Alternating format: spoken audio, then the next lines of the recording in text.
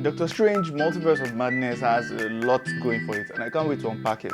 What's up? It's Tech, and this is GVN. Let's rock.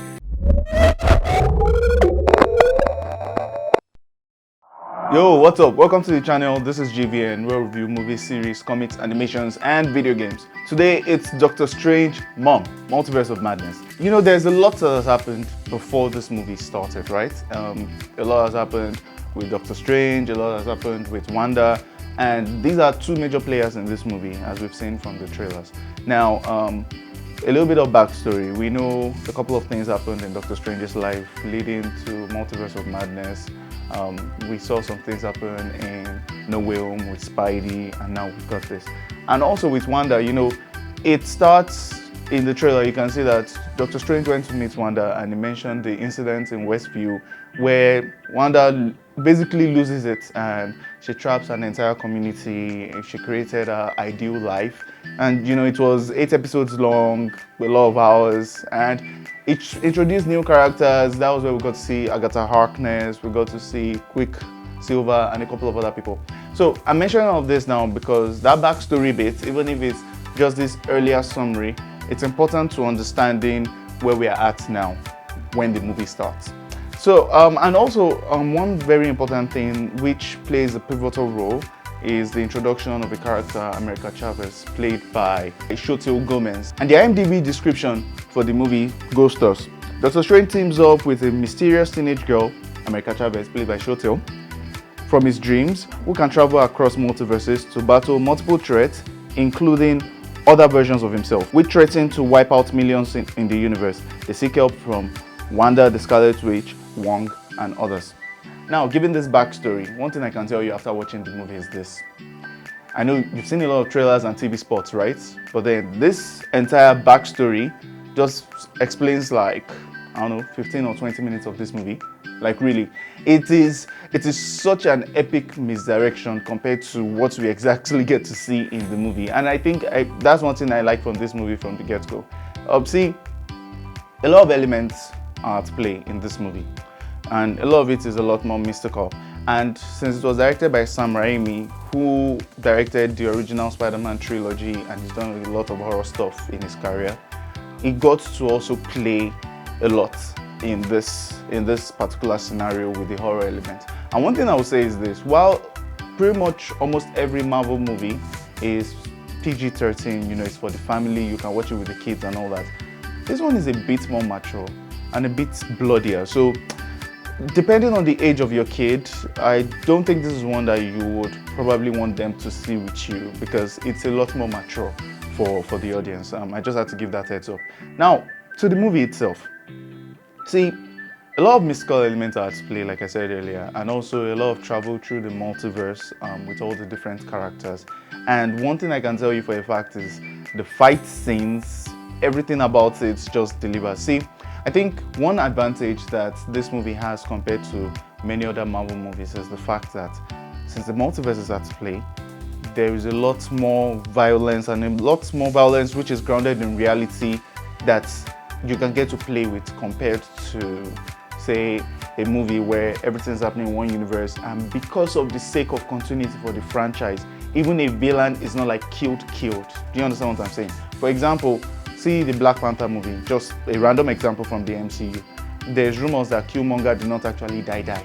Yes, you know, something like that. But then, compared to this one, because it is not the main universe of the MCU that we are watching, but a different universe, anybody can be introduced and killed. You understand? Or someone whom we know from this universe can be in that universe but killed off. You understand? Because that person is not part of the main continuity which we are watching. And I think that's something that this movie is aware of, and they really played on. And I like that too, because the truth is, that's one thing I will always say. When people were complaining about Man of Steel and people dying when Superman and Zod were fighting, I'm like, if a person like Superman existed in this our real world, we are ants next to the guy. So now imagine Superman ×2 fighting. Of course people will die. Do you understand? So I like that part about this movie. It was a lot more grounded in reality. And you know, the introduction of the Illuminati was also a fun twist, because in the comics, the Illuminati consists of people that are either not introduced yet in the MCU or out of the picture. For example, Iron Man is one of the founding members. He's out of the picture in the MCU. We've got Black Panther. Black Panther is not in. He wasn't part of the initial group, but yeah, he joined later on. But right now, he's not in it, at least as far as this movie is concerned. But from the trailers, we've seen that there's Professor X. We've seen that there is, this time it's Captain Carter, because we saw the shield from the trailer. So we see that there is also Mordor. And there are a couple of other people too. There's Captain Marvel also in this version. But then in the comics, it's Iron Man, Namor the Submariner, the Human King, and then we get to see Professor X and a couple of other people. So I like the fact that they've taken what they have here in the MCU and they've played on it. So overall, what do I think about this movie? I think it was a good movie. There were a couple of sequences, and if you notice, this is not really kind of like my in-depth review. The reason is, I think any other thing I say outside the norms of, or outside the boundaries of the trailer will be a spoiler, because there's a lot more I'm going to unpack. And the way I want to do this review is, it's going to be split in two parts. There's going to be the non-spoiler parts, which is the part I'm talking about now, and there's going to be the spoiler parts, which gets to the meat of the matter, and I'm going to get to talk a lot more because I have so much more to say when it comes to the spoilers. But then, for the movie itself, overall, I'll tell you for a fact, it was worth the price of admission. Nothing is as it seems from the trailer. A couple of things you've seen from the trailer, you'll be like, oh yeah, I saw that in the trailer, but overall, it's not as it seems in the trailer. There's a lot of misdirection, which was clever on the part of the producers. And also, even for things that sort of connect to the wider MCU, it did not feel forced. You understand? I think it made sense. It was something that I enjoyed. I enjoyed going to the cinema to watch this. Even though I've not I'm yet to enjoy my cinema experience. I don't know why, but because I went to the cinema to watch this movie to avoid spoilers and to also do the review. But then I enjoyed the movie, so it's not like I wanted my money back kind of situation. So it was good. It was a really good movie overall. Another thing I absolutely liked in this movie is Wong. Like, Wong's character growth has just been really, really nice, because it's gone from being just a side character to actually being, even if it's still a side character, but a main side character. I really like that. I like the fact that they've also developed him. So he's not just the Sorcerer Supreme with mouth, but he's the Sorcerer Supreme even in character and in character growth. So it's something that is a win for this movie, definitely. I like that. Oh, it was also good to see Dr. Christine Palmer, played by Rachel McAdams. She got a more prominent role in this movie. For those of you that don't remember, she is Doctor Strange's love interest. So it was good to see her play more, have more screen time compared to the very first movie. I think that sort of cemented or sort of made Doctor Strange more relatable as a human than just this master of the mystic arts. And at this point in the story, because of the blip and him going away for 5 years, he's no longer the Doctor Strange who is the Sorcerer Supreme of Earth. It's now Wong who is the Sorcerer Supreme, but Doctor Strange is Doctor Strange. So seeing him as more human and more relatable in this movie was also something which I think was a major selling point for this movie. Dr. Christine helped do that, and also this our version of Doctor Strange also portrayed that a lot more. I am going to be giving my full rating after I am done with the spoiler. There are going to be markers in this video so that you guys can get to watch. Now, I am moving on to the trailers, and this is your heads up. This is your warning. You can skip to that part where I give my final review if you don't want to know anything about the spoilers, because the spoilers are going to start. Spoiler time in 3, 2, 1. Spoiler time! Alright, so spoiler time. Now, whether you see this movie or not, I am going to start with the spoiler. Wanda, she is now full-blown Scarlet Witch. What? Yes, that's what she is now. And see, here's the thing. Wanda is one of the strongest characters in Marvel, like ever. Like right now, Wanda is at the point in the comics where she has found a way to seal immortality for the mutants. So, and how did she get that power? How did she go to the afterlife in order to make sure mutants will never truly die? Because with what she's done, every mutant who has died can be resurrected. She killed herself first, then went into the afterlife. And see, I'm a Christian, right? There are parts of Christianity that talk about Jesus overcoming death. I wouldn't I wouldn't say outrightly that they got their inspiration from that, right? But the way it goes is Jesus died to overcome death. So he went to death to overcome death.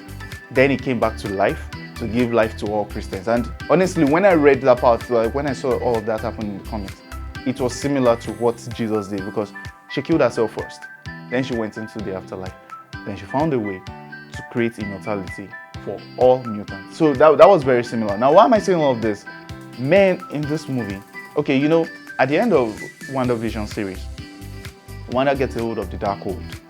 Now, in the movie, the Darkhold has corrupted her, because if you remember, when she was doing her whole astral projection, you know, in the original Doctor Strange movie, Doctor Strange was sleeping while he was astral projecting.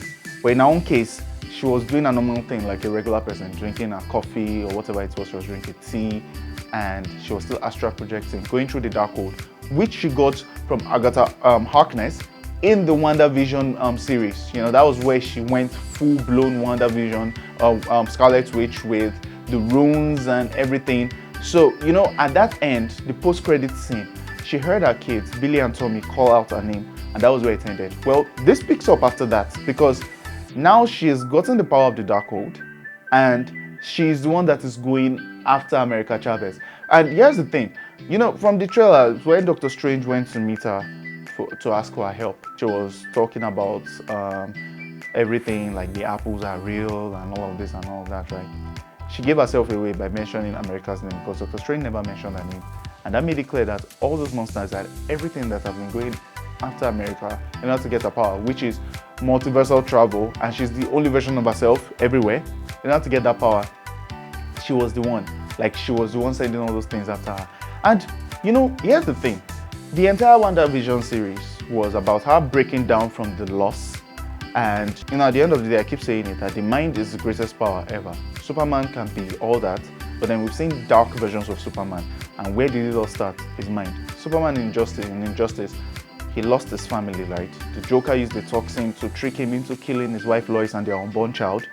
And because of that, he just lost it, and he was like, you know what, enough. And what did he do? He first killed the Joker, and then he went on to just go on a rampage, and was like, he's now taking care of everything in the world.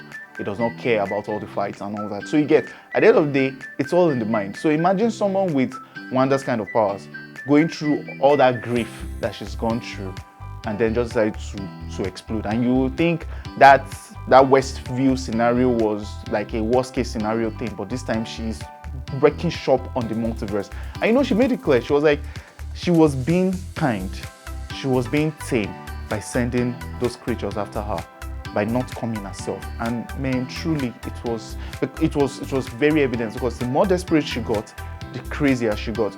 And yes, what's funny, Doctor Strange made a statement, I don't know if you guys remember, but he made a statement where he said he needs the help of an Avenger, and he cannot ask a bow-wielding guy with a mohawk. In this case, he needs a witch. But here's the funny thing, you know, that was like a sort of diss to Clint Barton.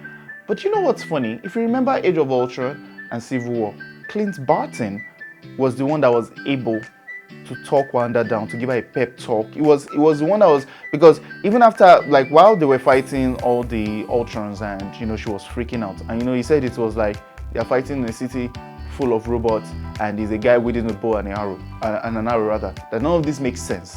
But then he said, if she steps out, then she becomes an Avenger. He gave her that pep talk. So, you know, even though he made a joke and it was like this, I think he should have actually, when he realized that she had gone rogue, he should have found Clint Barton to find a way to talk her down. Who knows, maybe the movie would have just been 20 minutes long and came over. Yeah, you know, I just thought about that after the movie. But then, her going all out, like, man, Wanda was nobody's mate in this entire movie. See, Doctor Strange Multiverse of Madness was more like, you know, I said earlier, Doctor Strange mom. Yes, it was Wanda just trying to be a mom to her kids, and it was insane, because these kids did not even exist. And you know, this entire time, okay, in Westview, she brought Vision back to life. She created her kids. And this entire time, if you remember from WandaVision, yes, that Vision that she created is truly dead, and he only lives within her ex. But then now in the MCU, somewhere in the MCU, there's a white Vision. And who knows, maybe he has changed his color to the old one's color, because he can do that. But there is a Vision. So even in the trailer, when she mentioned that these are these theories, that Vision is somewhere within the MCU. So where was he throughout this multiverse of madness? I mean, that's a question I'd like to have answered, because I think it should have been there. But there was the agenda of the multiverse of madness that they were pushing, and they did that. Because here's the thing: whenever you see Wanda, whenever you see the Scarlet Witch, you will almost always see Vision. But then in this case, yes, there was no Vision. So that was a bit of it was a big question mark for me. I'm going to say that. But then now moving on, we now see all the different players. We see that now she is the one they have to defend the girl against. And I mean, you guys remember the scene at Kamatage? Like, that thing was bloody. I'm going to say again, the MCU, and you know what's funny, for those of you that have seen this movie, this is just scratching the surface of Wanda's powers. Yes, it showed a lot of what she can do, but she's even crazier than that. I mean, remember what I mentioned earlier in the comics, but I like the fact that they went deep. Like, they explored this. This could have easily been Scarlet Witch. Like, this could have been the title of the movie, because Doctor Strange got his butt handed to him every single time he fought against Wanda. I mean, the only time he sort of had the chance was when he possessed his older self, or his dead self, the Spanish-speaking Doctor Strange that tried to betray America Chavez. When he possessed that one, and then he used the undead also, and then it was sort of evenly matched, but it was just for a brief moment. And that was even with the help of Wong when they were trying to capture her. And it was for a brief moment, because Wanda is just such a force of nature, like wrecking shop in the multiverse. And speaking of which, I mean, when they went through all that multiversal stuff, and with the color universe and the black and white and the cartoon universe, and then going into the universe where the Illuminati does exist, I like the fact that the Illuminati was introduced, right? I'll say right off the bat. With all the different players, we get to see Black Bolt, we get to see this guy, Reed Richards, played by John Krasinski. We get to see Captain Marvel, played by Lashana Lynch, in this universe.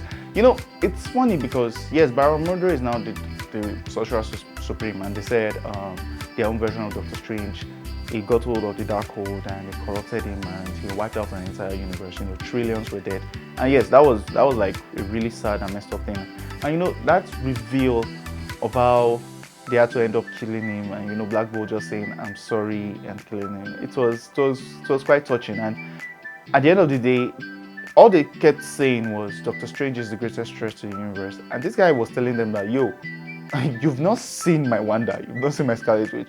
She's nothing compared to whatever you guys are showing me. And it's funny because even when he's saying all of these things, they aren't listening to him, because I think what they did was underestimate this Wanda, because yes, they know of their Wanda and she has the Scarlet Witch's powers, but she's not as profoundly strong with it compared to this one, because this one, she was already strong, and now she had the Darkhold, which just amplified her powers and corrupted her at the end of the day. And going to the fight between them, it's crazy, because Wanda, when they appeared in front of her, right, the Illuminati appeared in front of her, we see Reed Richards, we see Black Bolt, we see Captain Carter, and then we see Captain Marvel. It's funny because the very first time when he made a statement, when Reed Richards made a statement, he was saying something about Black Bolt taking her out, right? By a whisper from his mouth. She said with which mouth, and then we see the mouth is sealed. That was a throwback to one time when she did it in the comics. So there was a time when Magneto was talking plenty and she was so pissed off and she sealed his mouth shut, and that was exactly what she did. And in his shock, Black Bolt tried to talk, and then kaboom, his head went boom. And you would think that was all that happened. But then see how she shredded Reed Richards, like just. So here's the thing. I know some people might have been pissed by that, but the truth is this. So Reed Richards, and they mentioned it, that is the smartest man in their universe, because the Ultrons worked, the Ultron initiative worked in this universe. So yes, he was able to create the Ultrons, and Ultron did not rebel in this universe. And from the comics, actually, he's the creator of Ultron. It's like Ultron's dad. So it's him and Tony Stark, not Tony Stark and Bruce in the MCU. And speaking of the MCU, they called the MCU universe 616. I think they were wrong. I know they are Marvel, but they will retcon that later, because it's not the 616 universe. The 616 universe is the comics universe. So if things don't follow hook, line, and sinker based on the comics, it's not the 616. They said that themselves in the past. So this is not the 616 universe, the MCU. Maybe 617, 618. 6-1 whatever, but it is not the 616 universe. So that much, yeah, that much was a big, it was a nah. Marvel, you guys are wrong. But then going back to that fight, see how he shredded, like she shredded Reed Richards, Mr. Fantastic. So here's the thing. If Reed Richards had prep time, if he really saw her as a threat and he was ready, like ready for the fight, yes, I think he would have stood a better chance and maybe even defeated her. But this was a case of, imagine dropping the two of them in a room and say one of you should kill the other person. A million times out of those fights, she's going to win, because this is not just Wanda, like this is not just the Scarlet Witch. This is Scarlet Witch amped by the Darkhold. So while some people might find an issue with that, I think it actually tracks with who Wanda is. Wanda is a force of nature. Like, yo, this is the person that said no more mutants, and those 3 words eradicated about 99% of all mutants, not in the universe but in the multiverse. So that is how strong she is, the House of M Wanda. So bringing her into the movies, honestly, it was so much fun for me to watch. I really did enjoy it. Yes, of course, then we see the fight between the ladies. See, now even if you might have an issue with it, see this girl power scene, you know, them fighting, Wanda versus Captain Marvel and Captain Carter. I think this one was a lot more earned than that first one, if you guys remember in Endgame, where all the girls now came, girl power. No, that one felt forced. But I think this one was more earned, because Captain Marvel, of all of them there, if they say, oh yeah, everybody, time to fight, I think she's one of the people that would actually stand a chance first and foremost in a one-on-one. And you know, Captain Carter, even though, yes, Wanda has a reality shifting powers and all that, she's still a superhuman who have superhuman reflexes, and she has a shield. I mean, of course, at the end of the day, it was that shield that split her in half. So yes, she died from that same shield because Wanda is stronger. And of course, Wanda, even after her and Captain Marvel fought each other, at the point it looked very, it stopped being CGI, it was looking more cartoony. You know, that time when they were in the air and they were doing, yeah, it was looking a bit more cartoony. But you could tell that, yes, these were 2 powerhouses fighting. And I think it tracks. Because here's the thing, Black Bolt is strong, he is powerful, but only if he can talk. And she blocked his mouth. And that was it. See, that was like an epic, just shut up and die situation. And I think that tracks. One person whom I knew was still going to die, but he put up a good fight, was Professor X. You know, with the old mind battle. And of all of them, at least, that gave America and Dr. Palmer the room to escape. You know, when he went into her mind and they were doing all that fighting, but you've got to admit, the way all of them died, including Professor X, how she snapped his neck. Like, the way all of them died, this is not regular Marvel. And that was what I said earlier. You know, when I said the fact that this is the Ultimate Universe means we got to see a more brutal version of these characters, especially Wanda in this case, because she wrecked shop with all of them. Like, she killed every single one of them in such a gruesome way. I mean, the only reason why Mordor survived was because he was busy fighting Doctor Strange. If not, he would have died a very terrible death.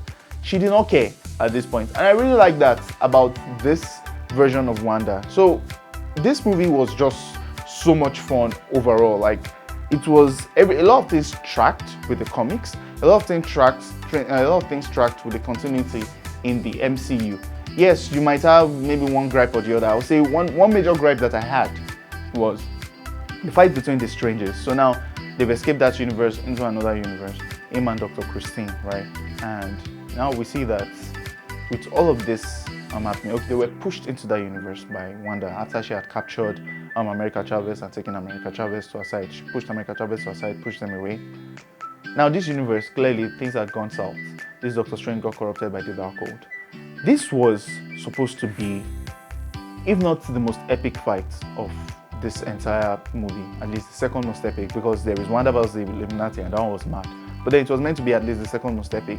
And you know, it's a callback to the Doctor Strange of the What If series, when Doctor Strange lost his heart. I mean, that episode is still by far my favorite episode in the entire What If series. But then we talk about 2 Doctor Strange fighting. The main continuity Doctor Strange and this dark one with the third eye corrupted by the Darkhold. And then what do we see? A fight between Sheet's music. What was that? Like, really, do you know, to be honest, I had to try to remember for this review how that one died. I had actually forgotten when, you know, they were doing Sheet's music, and then he just used the final note, and then that blasted his entire spell and pushed him out, and then he got impaled. Honestly, that very, very, very disappointing. I did not like that fight. Like, that fight was a major letdown for this entire movie. It sucked. The fight in the What If animation between the Strangers was a much better one compared to this, because this is Doctor Strange that fought Thanos. Look at what he did against Thanos, and then you now compare that to two versions of himself fighting. One darker and has a bit more corrupted mystic power, right? And then we are seeing shit music. I mean, that room shouldn't have been enough to contain them. I thought maybe they would have blown the roof off that place and, they'll be in the air doing stuff. That was what I expected from this fight. Not shit music, and that was it. Yeah. So that part was disappointing for me. But then, in possessing his dead self's body, the ghosts trying to tell him to stop and forcing him, and then Christine giving him the pep talk and him getting control over them and going all from the trailer. That part was so nice. It was so fun, because that was the one time when it seemed to match up against Wanda, but of course she had the upper hand later. And now at the end of the day, okay, they fought and they now realize that, Chavez realized, and that's one thing I like about this version of Doctor Strange, because if you notice, there was a question that was asked the entire time: are you happy? And that tracks, because it tracks for both Doctor Strange and Wanda.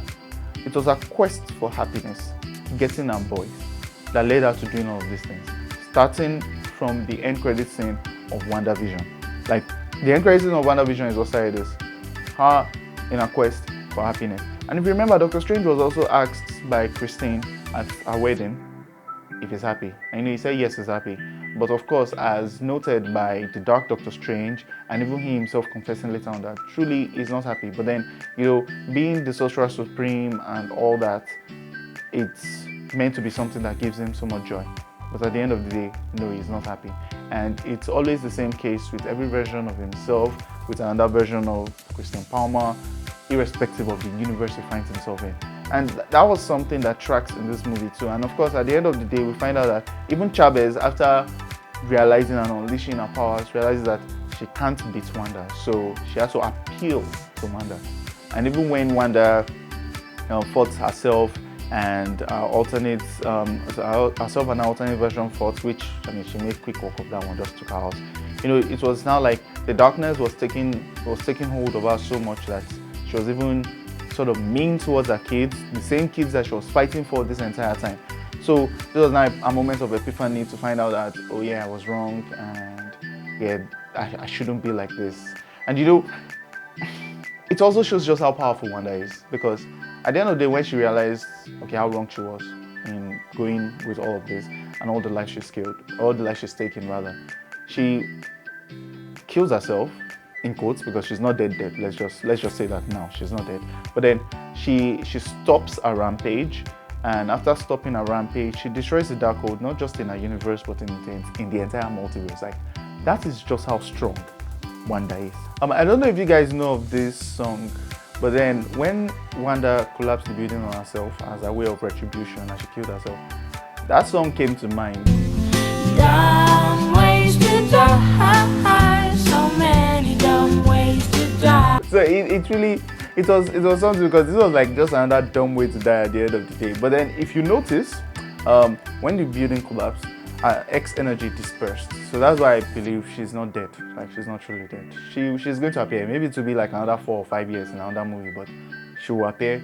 We'll see her soon. Mark my words. I know it's funny how the entire time they were talking about the Book of Vishanti that will balance against the Darkhold, but then when they found the Book of Vishanti, it was just burned just like that. Like in 5 seconds, in and out, it was done. Because when they did those slow-mo to get it, finally we are here. I was like, you will get this flipping book. Wanda is right behind you. She's going to destroy the book and destroy you guys and everything. I thought maybe to give them a fighting chance, but at the end of the day, Wanda was the one that started all of this. Wanda is the one that ended it. It was nobody but Wanda. Like, that's just how strong she was.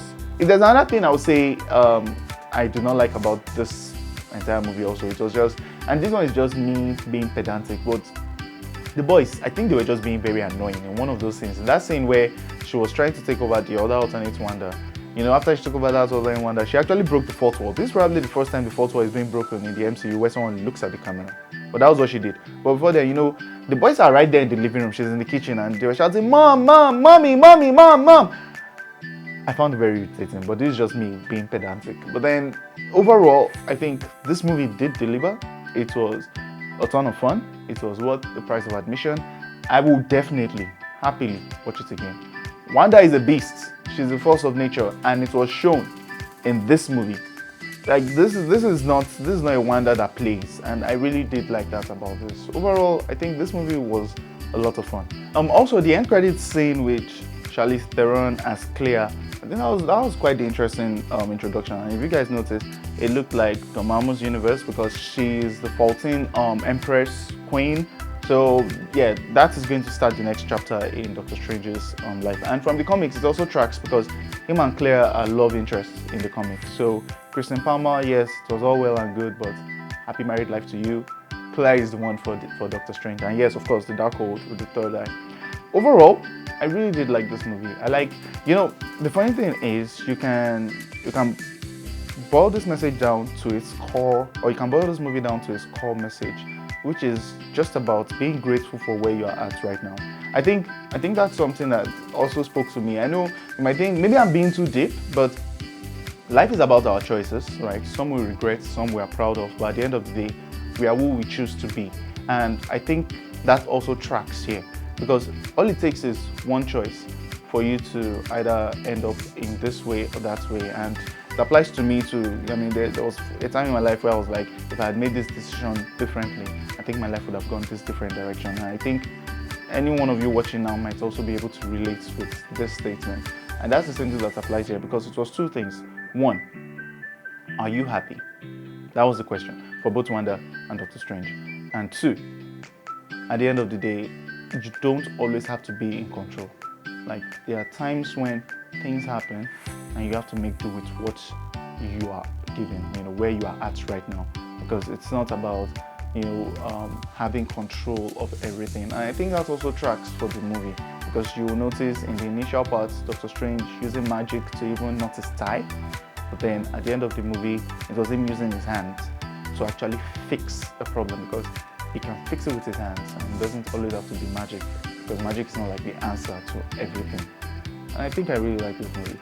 Overall, I'm going to give this movie an 8 over 10. It was worth the price of admission. Yeah, with a little gripes here and there, but then it was a really fun movie. It was a visual spectacle. The parts that were supposed to be scary were also sort of scary.